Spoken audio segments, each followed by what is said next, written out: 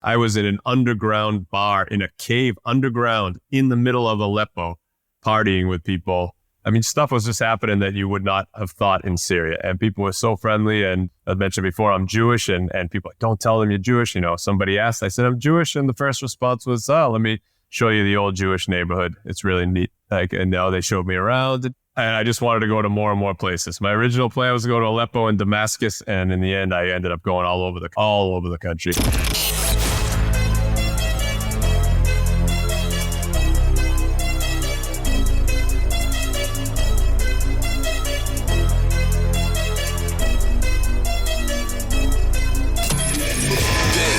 Is the Maverick Show, where you'll meet today's most interesting location-independent entrepreneurs and world travelers, and learn the strategies and tactics they use to succeed. And now, here's your host, Matt Bowles. Hey everybody, it's Matt Bowles. Welcome to the Maverick Show. I want to start off by inviting you to subscribe to the Maverick Show's Monday Minute email newsletter so you can kick off each week with a super short newsletter that you can literally read in 1 minute. So there's no long articles, just 3 high-value bullet points each Monday that I've put together for you that could include the best travel gear and gadgets I'm using, or my favorite destinations and what to do there.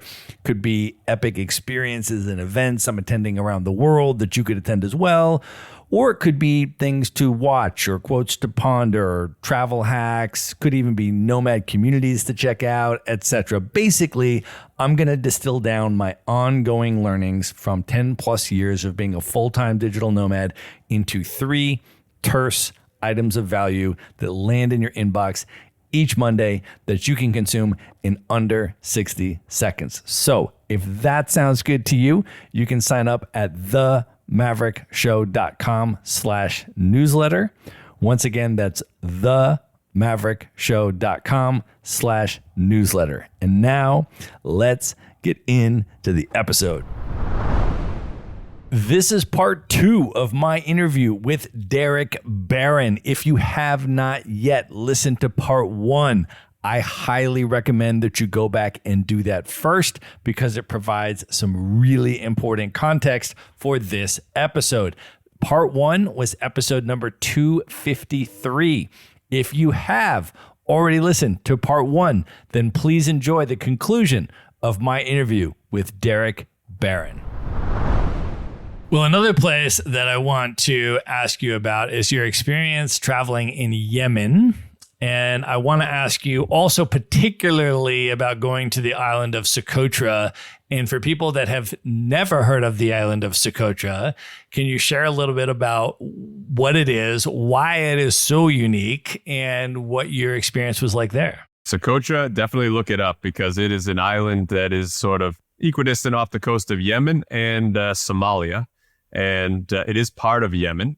Quite remote. When I went there, so they were getting an average of about 700 visitors per year. Even now, there's only, I think, maybe 1 or 2 flights there per week. And there's about 50,000 people that live there, but they're quite isolated, as you can imagine. And with all that, that's not even the fascinating part. The fascinating part is the island itself. From the moment you get off the plane, you're basically stepping into a fairy tale, or maybe an acid trip is more like it. It's surreal. They have trees and plants and flowers that cannot be found anywhere else in the world. The landscapes are surreal. You have these huge, huge sand dunes, pure white sand leading hundreds of feet down to the most gorgeous water you've seen. With the still to this day, everyone talks about like their favorite snorkeling sites and stuff like this. There is a reef off of Socotra with nobody there. It's the most incredible snorkeling I've ever seen, just marine life anywhere on the planet. Mountains, there's caves, lakes, you name it, canyons, and just little villages scattered around the island. I think about 50,000 people live there. It's really just, it's a whole trip. I mean, it's Alice in Wonderland, such a trip. Not many people go. Well worth visiting. Now, did you go to Socotra from Cairo, or did you actually go to mainland Yemen and then go out to the island? So I went to the mainland Yemen. So I was with a friend on that trip, and we went to the mainland Yemen for about 8 days first. And then we flew from Sana'a, the capital of Yemen, to to Socotra. And how was mainland Yemen? What was your experience like there? Yeah, mainland, I'll always say that if Yemen was safe, it would probably be one of the most visited countries in the world because it's not much like it. I mean, it used to be super popular with cruise ships way back in the 80s, 90s and stuff. They have these cities that are, they call it the original Manhattan, which is these massive 15-floor skyscrapers made out of mud that are 700 years old that are still inhabited. And it's just nuts. It's nuts. And, all these towns and villages that are built not on the ground, but built into the side of mountains and cliffs or on top of the mountains in the most insane places. Yeah, it was a pretty incredible trip. And I will say, when I went there, if there's an American traveling in your group, this was just me and my friend. When you get to one region, the government sends armed soldiers to accompany you. So there was one region due to some kidnapping concerns. So one region of the country for a couple of days, we had armed soldiers that were, circled around us as we walked everywhere. But I mean, it was just for extra precaution because everybody we met there was absolutely lovely. And we had just every day was endless rewarding experiences, weddings and celebrations, dancing. It was crazy. Well, I also want to ask about your experience in Syria. Can you share a little bit about how long you were there and what that was like? Yeah, that's another one where I planned to go for 2 weeks. I ended up spending 6 weeks there because, surprise, surprise, it was nothing like I or anybody else who was trying to convince me not to go thought it would be like. And I went and my first stop was Aleppo in the north. Oh, man, it was such a beautiful city. Horrible, obviously, all the stuff that's happened since. And a lot of friends that I made there that have all had to leave and had their hotels. Like the hotel I stayed at was bombed and pretty rough. But back then, it was not what you would imagine. It's quite open-minded. And I was in an underground bar in a cave underground in the middle of Aleppo, partying with people. I mean, stuff was just happening that you would not have thought in Syria. And people were so friendly. And I mentioned before, I'm Jewish. And people like, don't tell them you're Jewish. Somebody asked, I said, I'm Jewish. And the first response was, let me show you the old Jewish neighborhood. It's really neat. And now they showed me around. And I just wanted to go to more and more places. My original plan was to go to Aleppo and Damascus. And in the end, I ended up going all over the country just because I couldn't leave. Yeah. And what year was this that you were there? So that was about 2011. Well, one of the places you've been to a lot more recently that I know has made a big impact on you is Iraq. And I have not yet been there, but in listening to you talk about it, it has really moved high up my list as well. Can you share a little bit about, I guess, your initial experiences in Iraq, and now you're running tours and taking other people there and so forth. So can you share a little bit about what it's like in Iraq and the impact it made on you? For sure. So the first time I went was actually to Iraqi Kurdistan, the autonomous region in the north, actually after Syria. So about 2011. And at that time, I remember I was with a friend and we were trying to leave the autonomous region to sort of take a shortcut through federal Iraq. We were stopped by U.S. soldiers at the border who were like, you can do it, but don't get out of the car. And it's not what it seems like. It is pretty dangerous. So we did it. It was fine, but we could tell it was not the wisest thing. So fast forward to last year, I had heard of federal Iraq opening up more to tourism with visas on arrival. A couple friends and I said, let's go. And we went to Baghdad, went to South Iraq, and it was phenomenal and not at all what anybody would imagine. So after that, with our tour company, we started putting together tours. So we actually had one in March, and I'm actually going in 2 weeks. So yeah, 2 weeks. I'll head back to Iraq for the next tour. And tourism is proper. You get a visa on arrival at the airport. The infrastructure is great. The people are incredible. The food is amazing. The sites are historical sites that blow anything away that you've seen anywhere else. And they're just sort of sitting on the side of the road there. City's 6,000 years old and God knows what. It's mind-blowing. Can you talk us through a Wandering Earl tour if somebody wanted to go on, for example, this tour to Iraq? What does the itinerary look like? What is the experience like? How big is the group? And maybe for the previous groups that you've taken, what was their kind of impression like at the end of the tour? I will say, so just to go to the last question first, the last group that we took in March to Iraq, by the end of it, people were almost in tears because it was such just a beautiful experience and such a touching experience. We met so many people who shared their stories with us and really created a lot of close bonds and just saw some of the most incredible places that you can see on this planet. Obviously, it's very safe over there right now. And it's just that concept of going to a place that is so different than what you or anybody else imagines. It really has a very powerful effect, so that's one incredible thing about this trip. All of our tours are small group. We have maximum of 12 people. The idea is that they're all based on my own personal travels and my own personal contacts and connections and friends in each country, so that this way we're able to do stuff that pretty much other travelers are not able to do. And this goes for all the tours that we run in all the countries. Even in Iraq, we do some things that no other travelers are able to do, just because of our local friends that are able to get us the permits and the permission to do those things. So that's the style of our trip. They're a small group. We treat it like a group of friends. We don't walk around with signs or stickers on, with your name on it. We keep it very relaxed, flexible. We go with the flow, just like you want a good travel experience to do. And we mix up, obviously you see the main stuff that you'd want to see, but so much local interaction and just hanging out with people and really getting to know a country. And that's always at the heart of all of our tours. It's just coming away with just a real local and interactive experience. I love that, man. I mean, in all the research that I've done about your tours and what I've read about them, I love a couple of things that really stand out to me. One, obviously, is that you're literally having your local friends lead these and design these and help people to immerse into local culture. And it's actually more about the people and the local interaction with folks than it is about the sites and the things that you're going to see and take pictures of. And also the thing that I like about it is that you design the tours sort of in the way that you travel, which is that you leave a lot open for flexibility so that if certain things come up, you can just sort of take a deviation or a left turn or, oh, now you just got invited to this thing. So guess what? You can change plans and go to this thing. And you sort of the wandering Earl style of travel as applied to a small group tour, such that no two tours that you offer, even to the same place, are going to be identical because you allow those local experiences to unfold and take shape as they normally would. I love that, man. You learned it too, I'm sure, from your travels. You have to have that aspect. And we figured out that there is no reason, just because it's a group tour, an organized group tour, that it can't have that aspect of it too, because that's so important, all those surprises. You don't want to say, oh, we can't attend this wedding that we were just randomly invited to, or we can't go to this home that we were just invited to because we got to be here by 3:00 and we have to get on the road.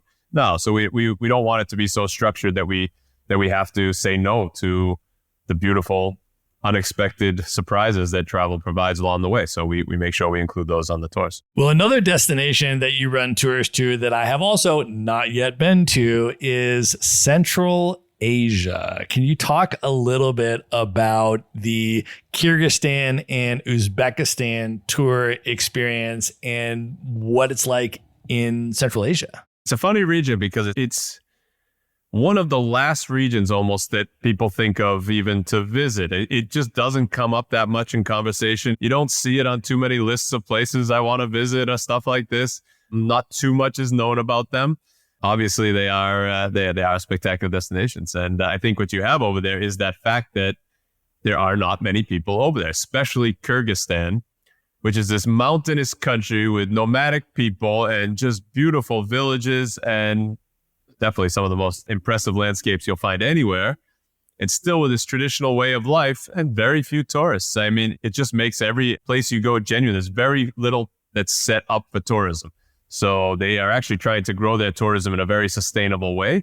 So it makes for a great experience. And we love running this tour and people love going on it. I mean, they absolutely are blown away by this region every time we have groups going. Well, one of the things that I also really appreciate about your tours and the way that you've structured your company and designed your experiences is you've really paid attention to making a positive impact on the local people and places where you're going. I want to just read an excerpt from your website at Wandering Earl's Tours.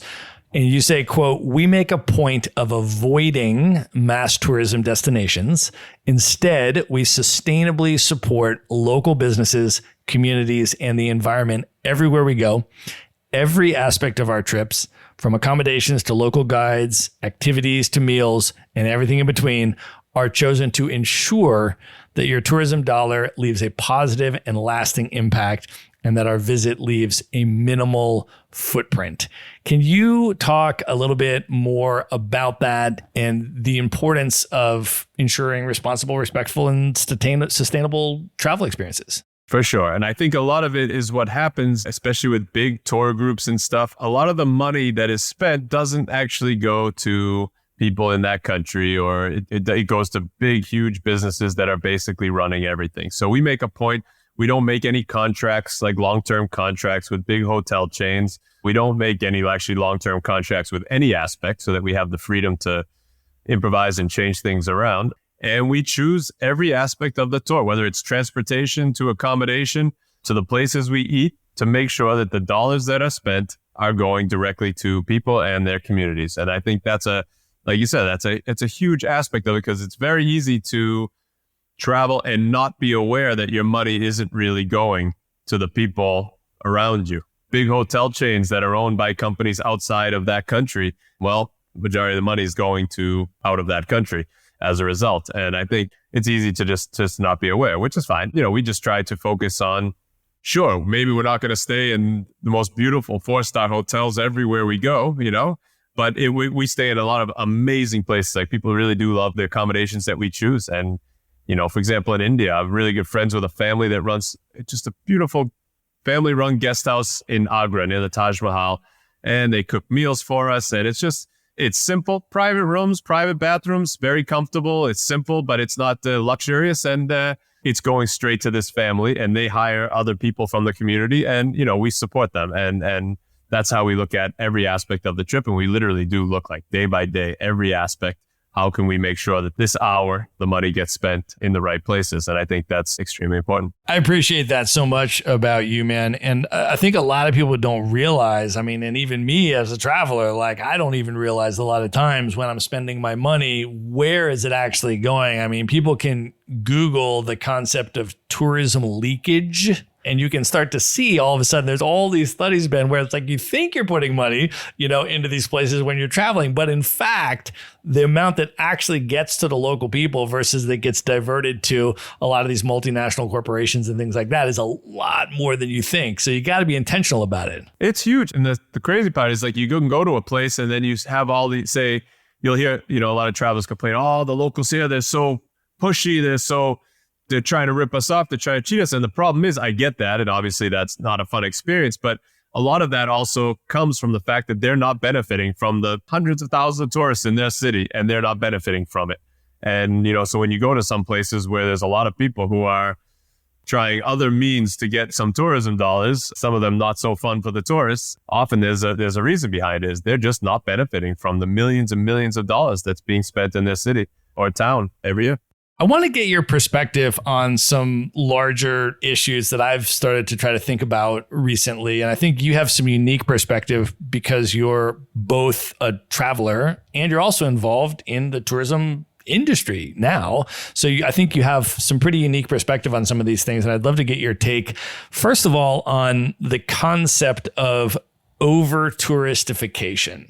And if you look at places like Venice, Italy, right, which is a pretty obvious example, right? Or even places where I know you've spent a lot of time in Playa del Carmen, right? I was just down in Playa over the last year and a half there. And sometimes it's just like, wow, man, like some of the tourism infrastructure and stuff that has been developed has really just destroyed and displaced a lot of the local culture in a lot of these places. And I'm wondering how you think about that, just from a macro level in terms of what's going on there and maybe what needs to happen to change that. It's a tricky one because it's not any one side's fault. Like, nobody thought it through. So obviously the local governments didn't think it through. They see the tourists coming. So if there's no plan to handle it in an appropriate way, then we now see what the result is. And obviously for tourism, and especially with social media, everybody's seeing the same spots that you have to go to these days. And everybody, I think I read some crazy statistic that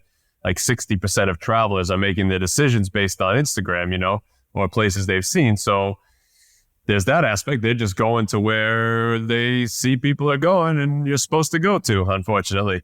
So I think there needs to be some combination from both sides to reach a solution. Obviously, I'm sure these destinations want the tourism money, but there needs to be a plan in place, whether it's restricting numbers or something hardcore like Kyrgyzstan, which is really working hard to make sure that they are not getting mass tourism and they're building it slowly, but with quality tourism.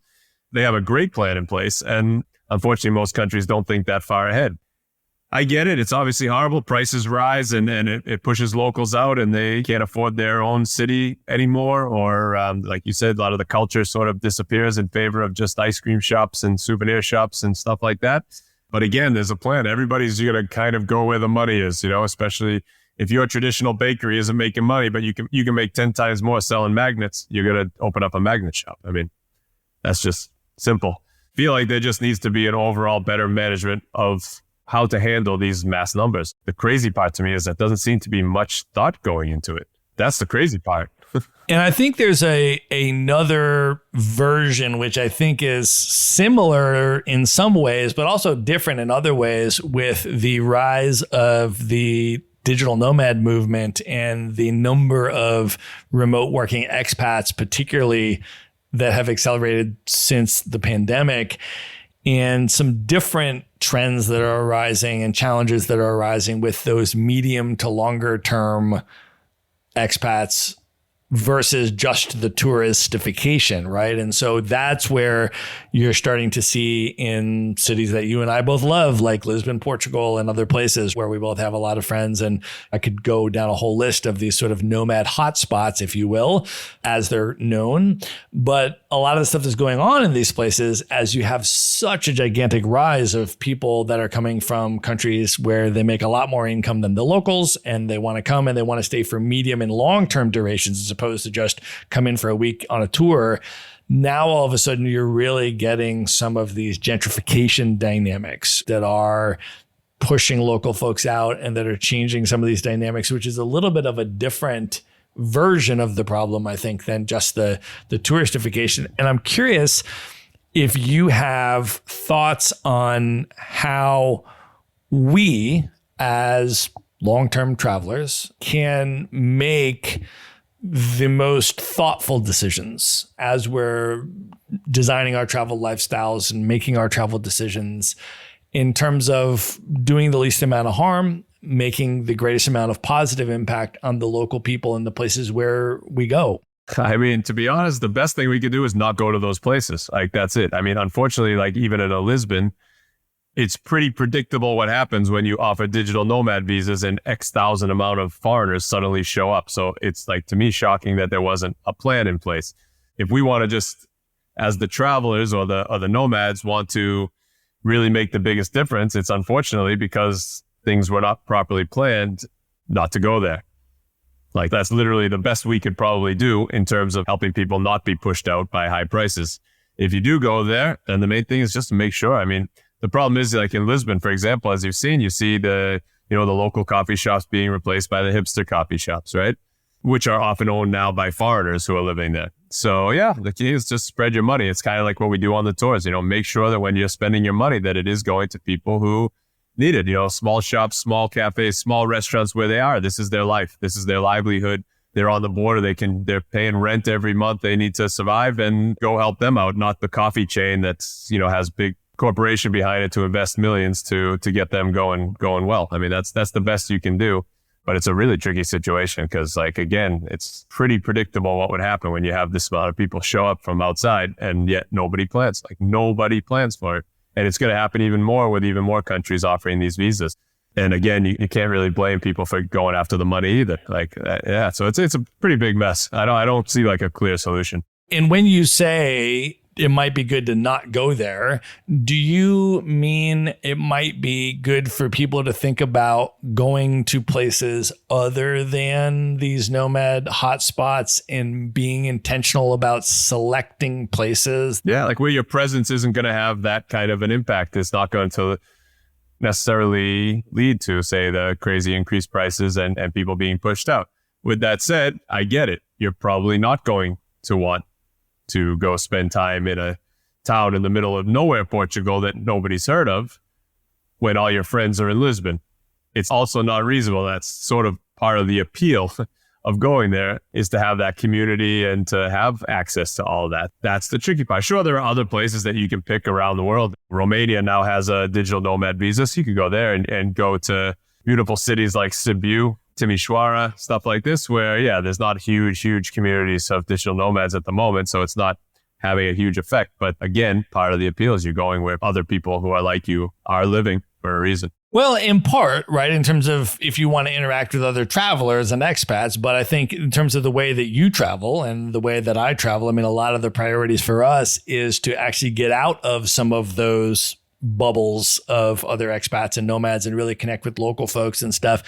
And in that spirit, Derek, some of these places that you're leading your tours to, like in Central Asia and in Iraq and stuff like that, would you recommend some of those places for more medium-term remote work locations, like just go post up in Baghdad and spend extended time there? It is actually very possible.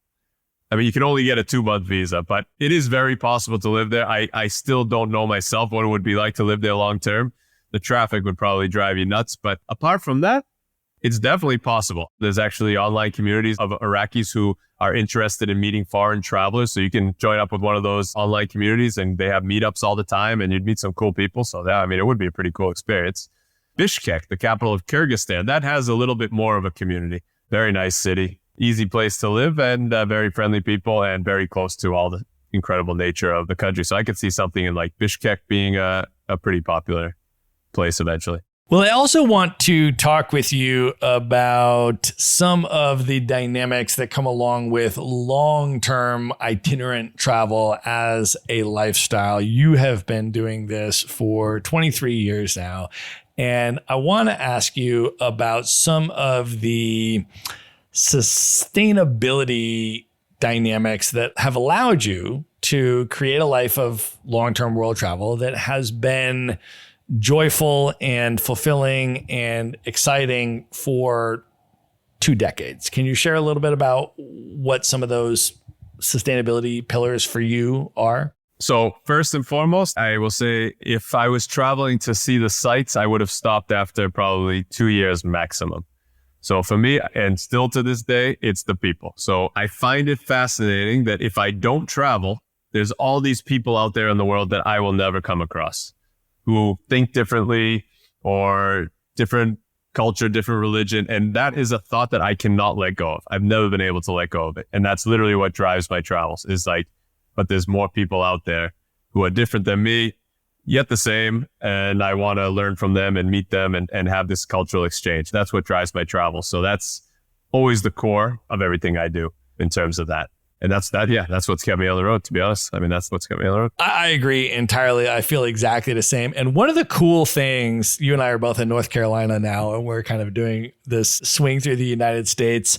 And one of the cool things that I've noticed that perspective gives me is when I come back to the US and I'm just here in Asheville and I'm going out to a local restaurant in Asheville, all of a sudden, my perspective and the types of things I'm attentive to and the types of conversations I'm interested in initiating all of a sudden become very different. So I went to an Indian restaurant in Asheville and I asked the guy, where are you from?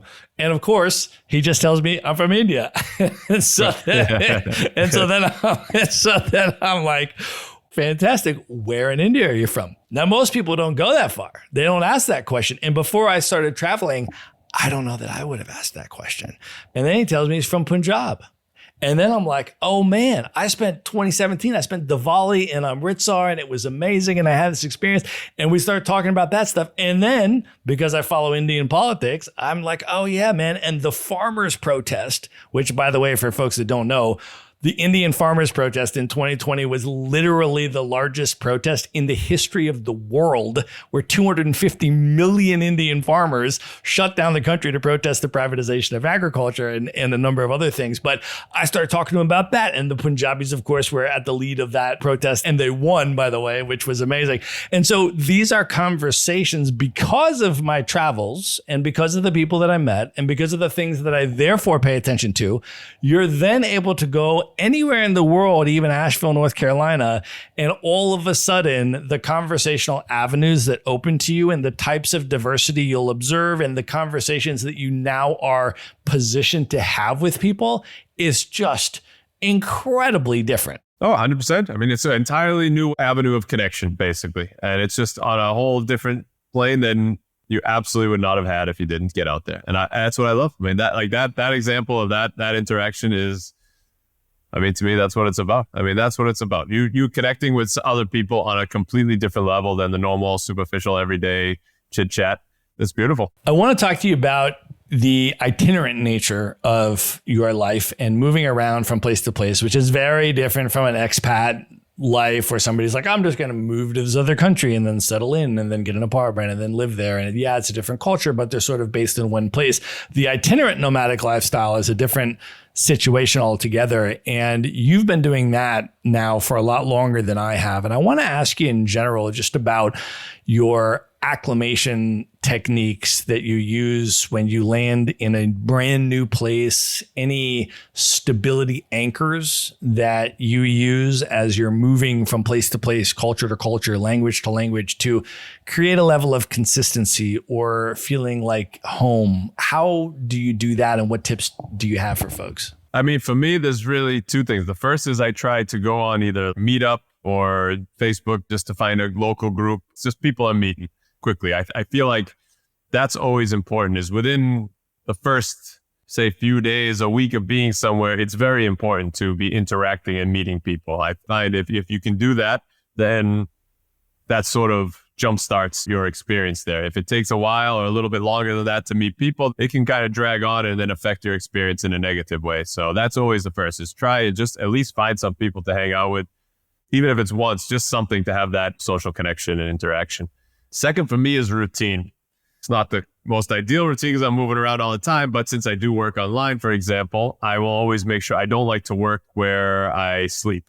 So I will make sure I get up in the morning, get ready, get my laptop, find a cafe or a co-working space to go to, do my work for a few hours, make sure I stay in that routine, make sure I still do my exercise as much as I can in the afternoon, just to keep that going, at least me feeling good mentally and physically. And I feel like that helps me. That has nothing to do with the actual destination. So I can just take that and implant it in any country, any city, any town that I'm in, anywhere in the world. And I have a little bit of stability to then build the entire experience off of. One of the questions that I get asked a lot about the itinerant nomadic lifestyle is, how does dating and relationships and finding love work in this lifestyle? Can you share any tips or reflections that you have on that? You're going to meet a lot of people, which is a bonus. I mean, I find that's the great part about it, is that you're going to be meeting people from all over the world all the time. So you actually get quite a nice, diverse range of potential matches, we'll say. With that said, everybody in this lifestyle has their own shit going on.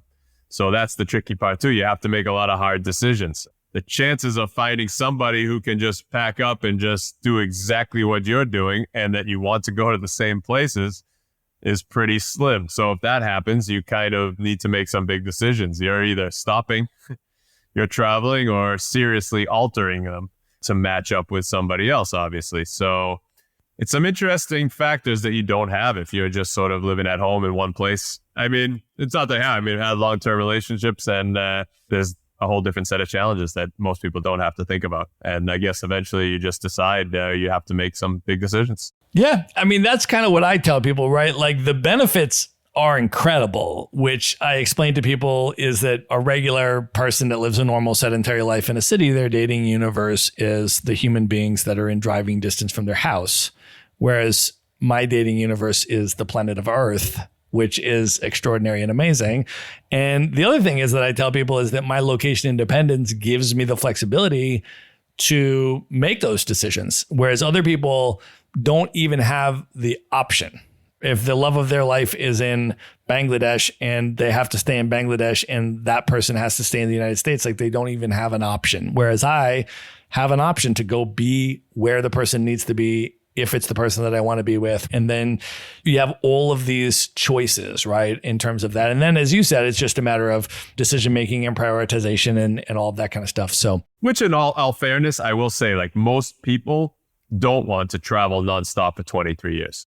It sounds cool, but when I start to explain the challenges, most people are like, okay, maybe I'll do a couple of years. Like, you know, so for most people, if it does work and they find somebody, you know, there's a high chance that you can make it work if you're not addicted to this lifestyle. And there's a lot of different ways that you can structure this lifestyle. And I want to actually ask you about that next in terms of when you think back on the 23 years of travel that you've done, can you talk a little bit about some of the different lifestyle design choices that you've made at different phases of that, different seasons of your life, and how you've integrated and maybe changed the way or the style in which you travel? For sure. Yeah. I think definitely you have that in the beginning. It was that just absolute fascination with the world phase where the way I look at it is I would rather spend $1 to sleep in the most horrendous hostel dorm room if that meant I had $5 to go see some other place during my travels. It's kind of that whole thing, which was amazing. I did that for quite a while. But then obviously when I started working for myself and having the travel blog, and I was like, I kind of have to work like, before I was working on cruise ships or teaching English. Now I was like, I kind of really like, it's up to me now fully. So I need to make sure I'm a little more comfortable. I need to make sure I'm a little more focused. So things start to change a bit. And I wouldn't just pick any destination and just go there. I think that's the thing. It went from like, I'll go anywhere, absolutely anywhere, wherever the cheapest flight, if I'm in Bangkok, wherever the cheapest flight, whatever country that is, that's where I'm going. Like, that's it. Then it starts to become, well, I probably should make some, better decisions. And, over time, it just changes to now I kind of decide I have to structure things a little bit more. Okay, I still love to do like really remote and exotic travel and stuff. But if I'm going to do that, it has to be a period where I don't need to be online all the time or, doing a lot of work. And then when it's time to work, I need to be somewhere where I'm a little more comfortable to make sure I get my work done efficiently and take it seriously and obviously just get stuff done. I think the more responsibility you have, then the more you have to really pay attention to how you structure your travels. And that initial stage was a blast though, where you just, $16, I can fly to Malaysia, I'm going. And then you find like, back then there was always hostels for $1. It was awesome. Yeah.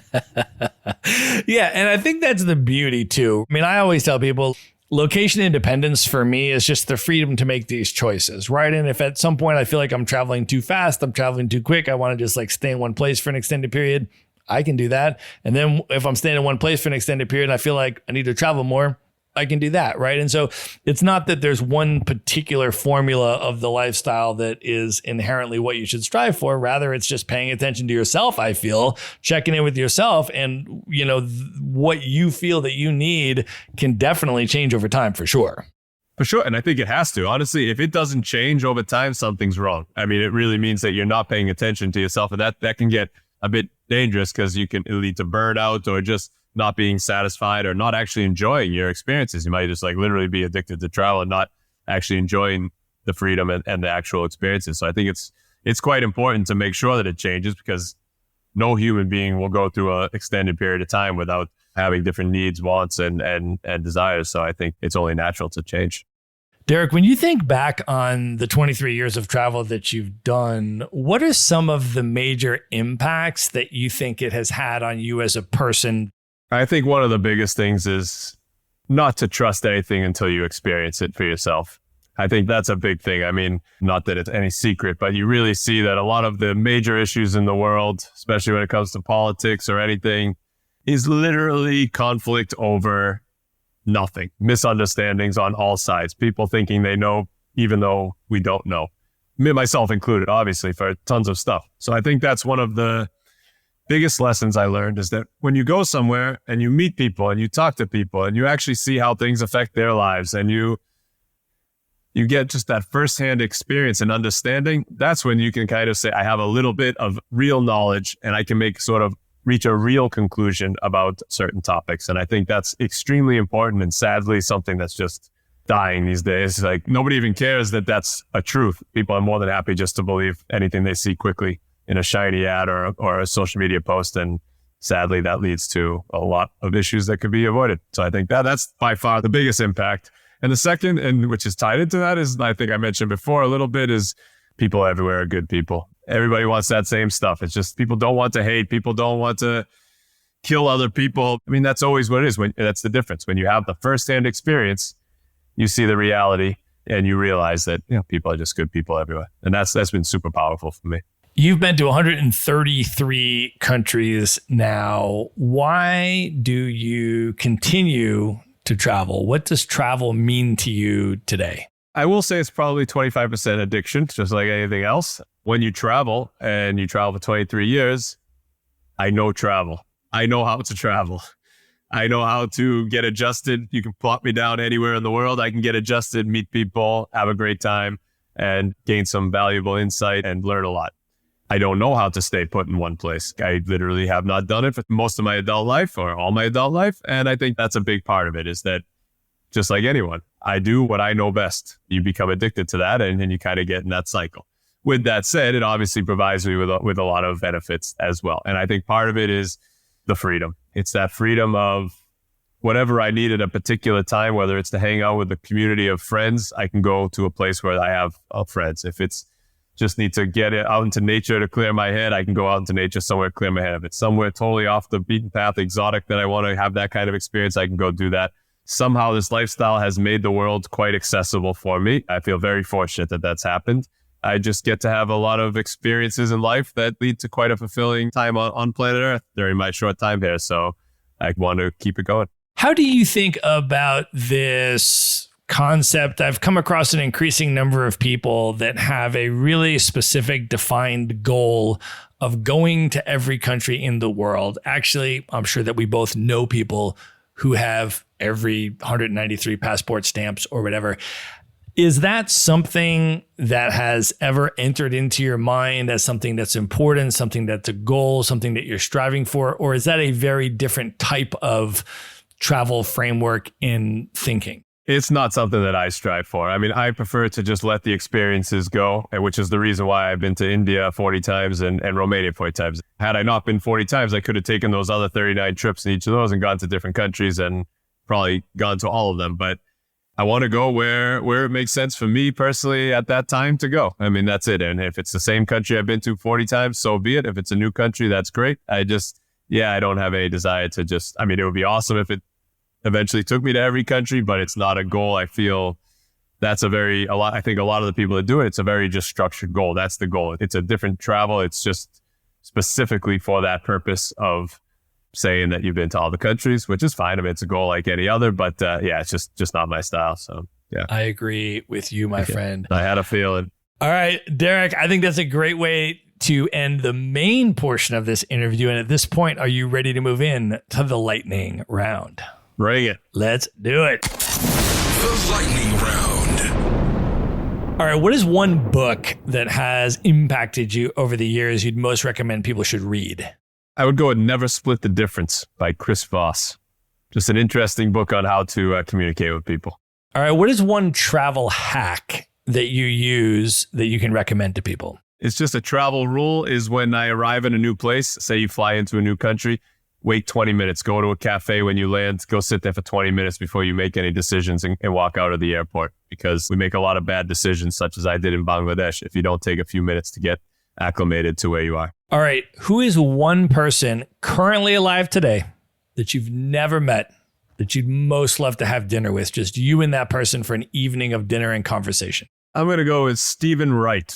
He's my favorite comedian. His very dry, simplistic approach to life's oddities is very much in line with my own. All right, Derek, knowing everything that you know now, if you could go back in time, pre-Australia, and give one piece of advice to your 18-year-old self, what would you say to 18-year-old Derek?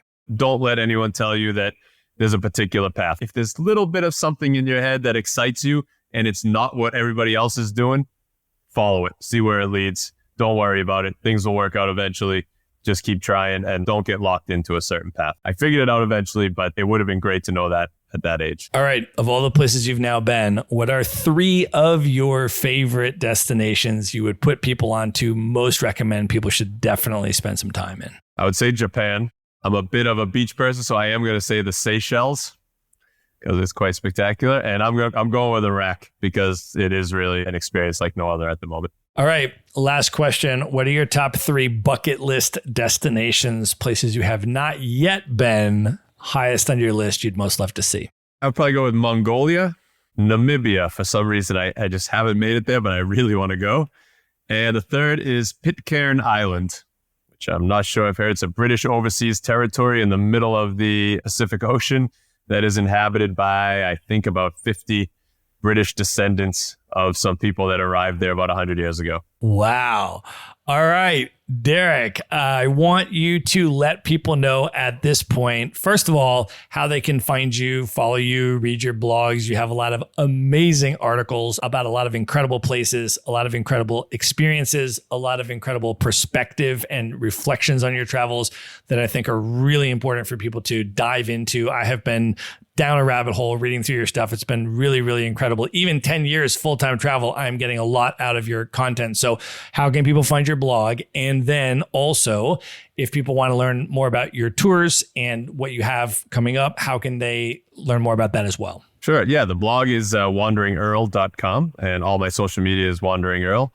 And the tour company is wanderingearltours.com. There you go.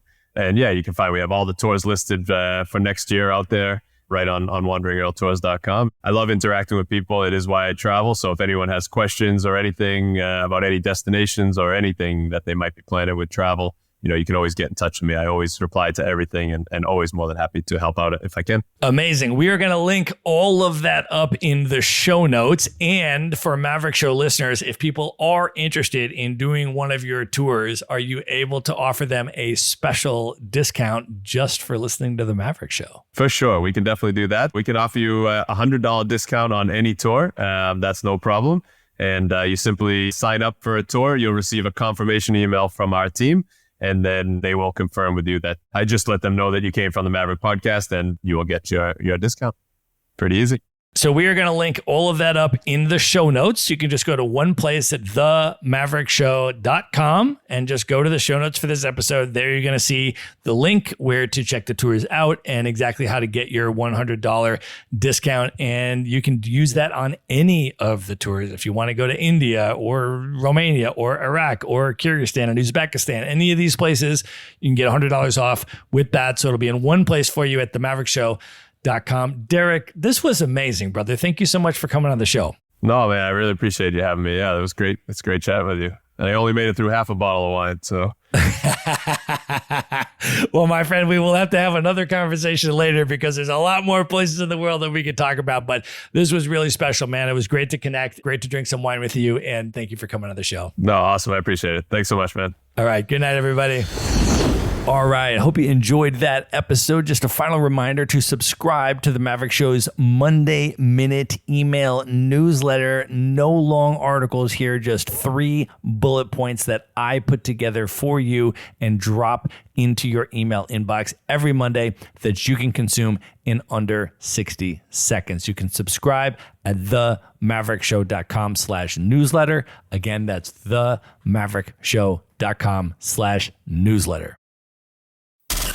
Be sure to visit the show notes page at themaverickshow.com for direct links to all the books, people, and resources mentioned in this episode. You'll find all that and much more at themaverickshow.com. Learn how Maverick Investor Group can help you buy cash flowing rental properties in the best U.S. real estate markets, regardless of where you live.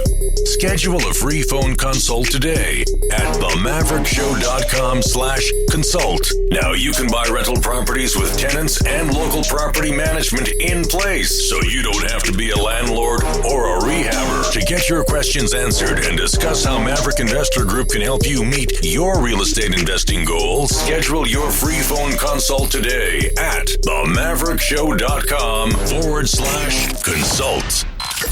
If you like podcasts, you will love audiobooks, and you can get your first one for free at themaverickshow.com/audiobook. Whether you want the latest best-selling novels or books on investing, business, or travel, try your first audiobook for free at themaverickshow.com/audiobook.